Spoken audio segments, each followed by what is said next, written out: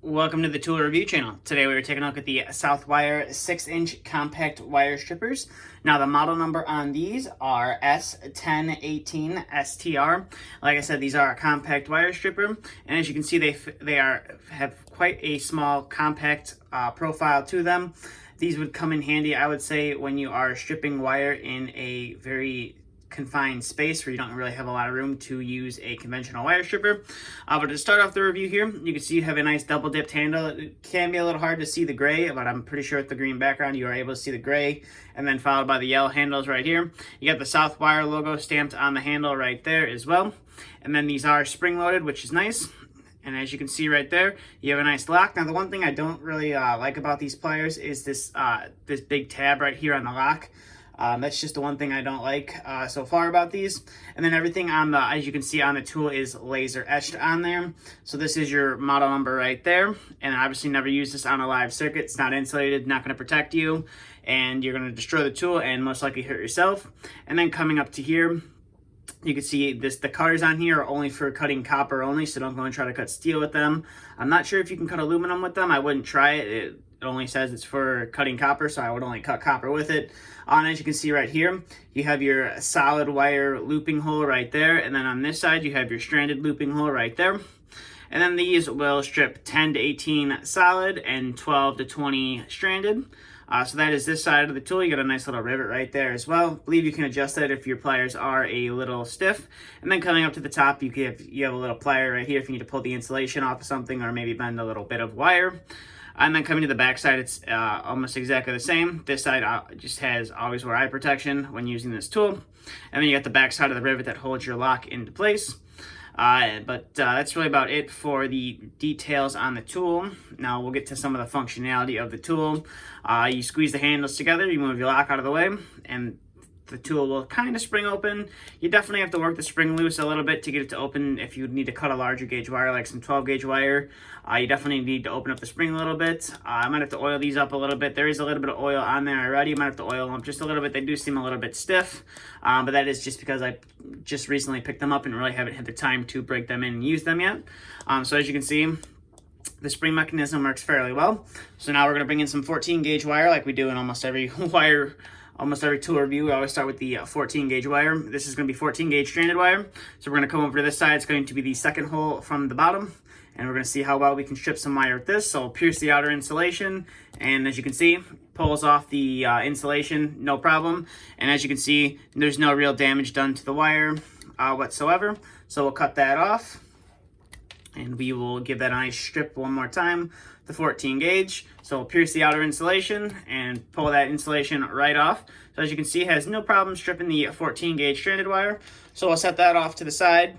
And now we'll bring in some 12 gauge stranded wire and see how well that'll work. So for the 12 gauge stranded wire, we're going to use the very bottom hole. It is for 10 gauge solid and 12 gauge stranded. So we'll see how well we can strip wire with this. So we'll just do the same thing as the 14 gauge. And as you can see, we just pulled off the outer insulation there. So normally what happens when I do this, I like to use the little pliers on top to pull off the insulation right there. Seems to be a common problem I seem to have when doing some reviews. But as you can see, it did strip the wire, so we'll cut that off, and we'll see if we can get a better strip on the wire right there. So we'll cut all the way around, and then we should be able to pull off that outer insulation, as you can see right there. Pulled off the insulation, no problem. Just had to go around the wire a few more times. So we'll give that a cut, and we'll try and strip the wire off one more time. And as you can see, it has no problem with the 12 gauge wire, 12 gauge stranded wire, if you do it correctly. Obviously, the first time I did it, I struggled with it. New pliers, just getting used to them. So that was the 12 gauge stranded wire. So now we're going to bring in some 14 gauge solid wire. So 14 gauge solid wire, we're going to come up to the third hole from the bottom, and we're going to cut that insulation. And as you can see right there, it has no problem cutting the 14 gauge solid wire. And as you can see, it has no problem cutting through it as well. So we'll do that one more time. Just line up the hole correctly, and you should be able to pop off that insulation, no problem. So we'll cut that off. And now we'll bring in some 12 gauge solid wire as well. So we're going to use the second hole from the bottom right there. Cut that outer insulation, and you should be able to pull off your wire right there. You should be able to pull off the insulation right there. give that a cut. And as you can see, I did hit the lock. That's the one thing I don't like about these, like I said, is the lock. Depending on where you put your hand, if you put it up there, there's the potential to accidentally close the lock. But we'll strip the 12 gauge solid wire here one more time. And as you can see, the tool has no problem doing that. So we'll set that off to the side, and we will bring in some 18 gauge solid wire. This is thermostat wire for those of you that don't know. And we'll put it at the top, and we'll see how well these can strip off some thermostat wire. And as you can see, they have no problem whatsoever stripping the insulation off some thermostat wire. So we'll do that one more time. And, as you can see, it kind of lost a little bit of grip there. But as you can see, you have no problem stripping the thermostat wire. So we'll get all this stuff cleared off in the background. And we will bring in our 14 and our 12 gauge solid wire. Got to strip another piece of the 14 gauge off. So we'll strip that off, and we will test the looping mechanism. So this is the 14 gauge solid wire.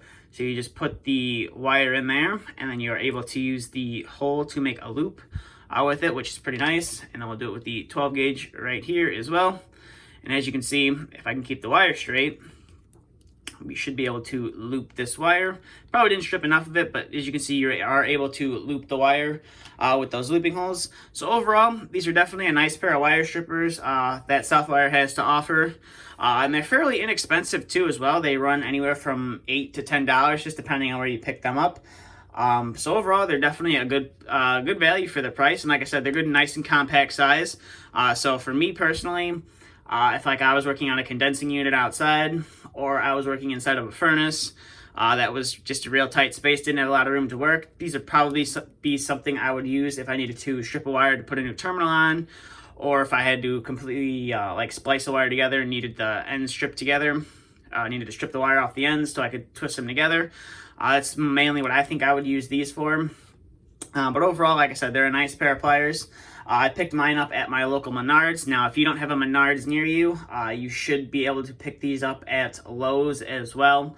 You might want to check the website or their app just to see if your store has them in stock before you head on down there and go to the electrical section and find out that they're not in stock. So definitely check them.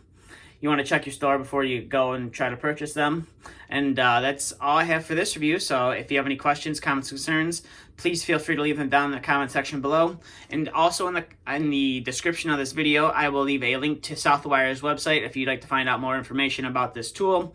Or if you would like to purchase this tool, I will leave a link to Menards' website in the description, and Lowe's as well, if that's where you'd like to pick this tool up. And if you go to the Southwire website, it should have a list of retailers that sell Southwire product if you'd like to head there instead. But that's all I have for this review, so thank you for watching, and stay tuned for the next video to be uploaded.